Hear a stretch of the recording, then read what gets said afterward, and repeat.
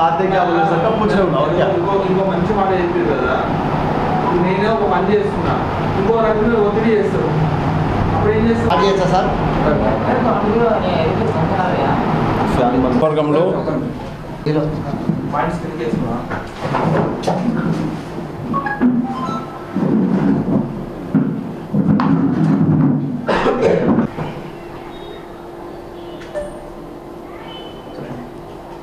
Start చేయాలా నారాయణఖేడ్ నియోజకవర్గంలో భూములు క్రయ విక్రయాల అడ్డుపెట్టుకొని నారాయణఖేడ్ ప్రస్తుత ఎమ్మెల్యే పి సంజీవరెడ్డి గారు అధికారులను అడ్డుపెట్టుకొని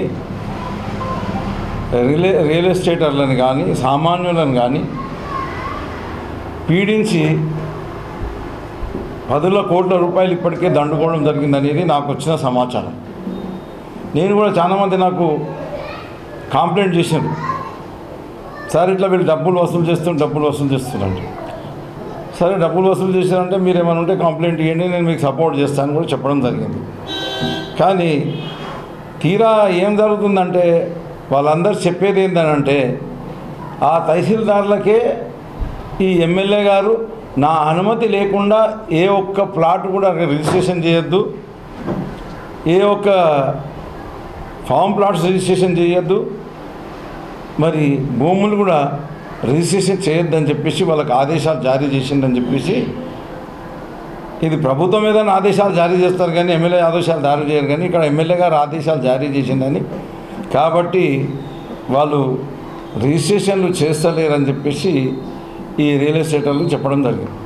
నేను కూడా ఇది ఫోన్లు చేసి చెప్పిన, కొంతమంది తహసీల్దార్లకు చెప్పిన, ఏందమ్మా అది ఎందుకో రిజిస్ట్రేషన్ చేస్తలేరట అని చెప్పేసి వాళ్ళకి మాట్లాడితే చేస్తాం సార్ అన్నారు. కానీ అక్కడ ఇవన్నీ ఇల్లీగల్ అని ఏవైతే చెప్తున్నారో ఎమ్మెల్యే గారు ఇల్లీగల్ అని చెప్తున్నారు, ఆయనతో పాటు కొన్ని సోషల్ మీడియాలో కూడా కొంతమందిని వాడుకొని ఇల్లీగల్ అని చెప్తున్నారు. ఎస్ రైట్, నేను కూడా చెప్తున్నా ఇల్లీగల్ ఉన్నాయన్నీ ఆపేయండి. మరి తహసీల్దార్ దగ్గరకు పోతే అది ఇల్లీగల్ అవుతుంది, మరి ఎమ్మెల్యే దగ్గరకు పోయి కలిసి రాగానే అది లీగల్ ఎట్లయితుంది, అది రిజిస్ట్రేషన్ ఎట్లయితుంది అనేది కూడా ప్రజలు ఆలోచించుకోవాలని చెప్పేసి నేను విజ్ఞప్తి చేస్తాను. ఇల్లీగల్ ఉంటే ఏది చేయకూడదని చెప్పేసి నేను కూడా చెప్తున్నా, చేయకండి. ఇల్లీగల్ ఉంటే లీగల్ ఉన్నవి మాత్రమే ఎమ్మెల్యేకు సంబంధం లేకుండా వాళ్ళు కట్టాల్సిన రుసుము ఏదైతే ఉందో రిజిస్ట్రేషన్ కొరకని రుసుము కట్టిన తర్వాత స్లాట్ బుక్ చేసుకున్న తర్వాత ఈ తహసీల్దార్లు ఎమ్మెల్యే వద్దకు డైవర్ట్ చేస్తే నేను ఇప్పటికే ప్రిపేర్ అయిపోయినా ఈ తహసీల్దార్ల మీద ఏసీబీకి, విజిలెన్స్కు, కలెక్టర్కు మరియు చీఫ్ సెక్రటరీకి, కమిషనర్ ల్యాండ్ అండ్ రెవెన్యూ వాళ్ళకు కూడా మొత్తం కంప్లైంట్ చేద్దామని చెప్పేసి నిర్ణయించుకున్నా. ఇప్పటికైనా తహసీల్దార్లు మీరు మీ పద్ధతి మార్చుకోండి. ఎమ్మెల్యే గారికి డబ్బులు ఇప్పించే కొరకని, వారిని కోట్లు వాళ్ళకి గడించి పెట్టే కొరకని మీ ఉద్యోగాలను పణం పెట్టకండి. మీరు ఎట్లయితే మీకు రిజిస్ట్రేషన్లో స్లాట్లు బుక్ చేసుకొని ఛార్జెస్ కట్టి వచ్చిండ్రో వాళ్ళందరి ఎంబడెంబడి రిజిస్ట్రేషన్ చేయాలి. ఈ రకంగా మరి ఎమ్మెల్యే గారు వాళ్ళు ఎమ్మెల్యేగా గెలిచిన తర్వాత ప్రజా సంక్షేమం మొత్తం పక్కన పెట్టేశాడు. ఇప్పటి వరకు వారు ఎమ్మెల్యేగా గెలిచిన తర్వాత కనీసం ఒక సీఎం రిలీఫ్ ఫండ్ అప్లికేషన్ కూడా సబ్మిట్ చేయలేదు. నేను ఇప్పుడు ఎమ్మెల్యే ఓడిపోయిన తర్వాత కూడా మా నాయకుల పేర్ల మీద ఇప్పటికే నేను ఒక 400-500 కొత్త సీఎం రిలీఫ్ ఫండ్ అప్లై చేసిన. పాత సీఎం రిలీఫ్ ఫండ్ కూడా నేను కనీసం నేను ఎమ్మెల్యేగా అధికారం ఉన్నప్పుడు 10,000 మందికి పాత సీఎం రిలీఫ్ ఫండ్ కూడా ఇప్పించడం జరిగింది. మరి మీరు ఏదైనా ఉంటే ప్రజల సంక్షేమం కొరకు చేయండి. ఈ అవినీతి అక్రమాలన్నిటి కూడా అన్ని డిపార్ట్మెంట్లలో అవినీతి బాగా పెరిగిపోయింది. ఈ అవినీతి ఆపేసేయండి. మీరు ఏదైనా వ్యాపారాలు చేసుకొని సంపాదించుకోండి, కానీ ఇక్కడ భూములు కొనడానికి అమ్మడానికి ఎవరైనా రాకుండా చేయడం మూలంగా ఇక్కడ ప్రాంత ప్రజలకు నష్టం జరుగుతుంది. ఏం నష్టం జరుగుతుంది? బయట నుంచి వాళ్ళు ఎవరైతే అందరినీ ప్రోత్సహిస్తే వాళ్ళు వచ్చి ఇక్కడ భూములు కొన్నారో వాళ్ళ మూలంగా ఇక్కడ భూముల విలువలు పెరిగి ఇక్కడ ప్రజలు బాగుపడటం. ఈరోజు వీరు గెలిచిన తర్వాత ఈ రకమైన బ్లాక్మెయిలింగ్ స్టార్ట్ చేస్తే, తహసీల్దార్లను అడ్డు పెట్టుకొని బ్లాక్మెయిలింగ్ స్టార్ట్ చేస్తే అసలు నారాయణఖేడ్ వైపు మళ్ళీ చూసేటోడే లేకుండా అయిపోయిండు. కాబట్టి అది మానుకోవాలని చెప్పేసి తప్పకుండా నేను కంప్లైంట్ ఇస్తా, ఎంక్వైరీ చేపిస్తా. అవసరం పడితే సిబిఐ కానీ వాళ్ళకు కూడా ఈడీకి కానీ నేను తప్పకుండా కంప్లైంట్ చేస్తా. వీళ్ళందరూ తహసీల్దార్ల మీద కానీ కంప్లైంట్ చేస్తా. మీరు తహసీల్దార్లు రవయ్య మార్చుకోవాలని చెప్పేసి వాళ్ళకు కూడా విజ్ఞప్తి చేస్తున్నా. మరి ప్రజలు కూడా ఎవరు భయపడకూడదు. ఏదైనా సరే ఎవరన్నా ఆపితే ఈ రిజిస్ట్రేషన్లు కనుక ఆపితే ఇమీడియట్గా నా దృష్టికి తీసుకెళ్ళండి. నేను వెంబడే పై అధికారులతో మాట్లాడి రిజిస్ట్రేషన్లు చేసే విధంగా ఏర్పాటు చేస్తా.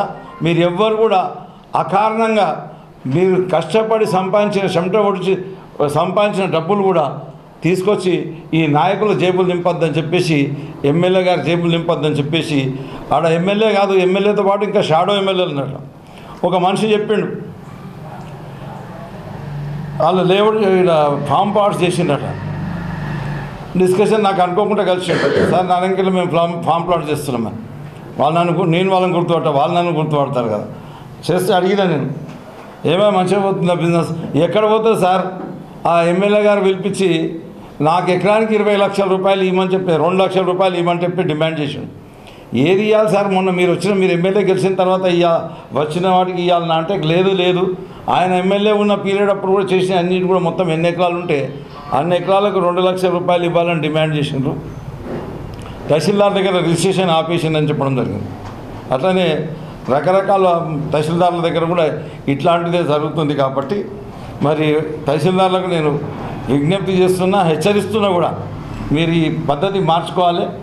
మరి ఇక్కడ నాయకులు కూడా హెచ్చరిస్తున్నా, మీ ఆమ్దాన్ని ఏదైనా సంపాదించుకునేది ఉంటే మీరు ఏదైనా వ్యాపారం చేసుకొని సంపాదించుకోండి. కానీ ఈ ప్రజల మీద పడి ప్రజల సొమ్ము వాళ్ళు కష్టపడి సంపాదించుకున్న ఆస్తుల మీద పడి వాళ్ళని లోడ్ చేసుకోవద్దని చెప్పేసి కాంగ్రెస్ నాయకులకు కూడా, ఎమ్మెల్యే గారు కానీ వాళ్ళ కుటుంబం కానీ, షాడో ఎమ్మెల్యేకు ఇంకా షాడో ఎమ్మెల్యేలు ఒకటి లేరు, షాడో ఎమ్మెల్యేలు 3-4 షాడో ఎమ్మెల్యేలు అక్కడ.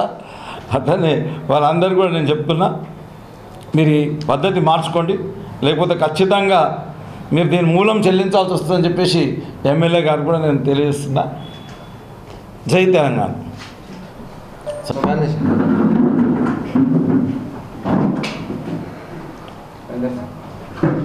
ఇది జరుగుతున్నది వాస్తవం, నేను ఆరోపిస్తున్నట్టు రాయండి. మీరు Hi, this is Swati Dikshit. Please subscribe to SKS Fly TV.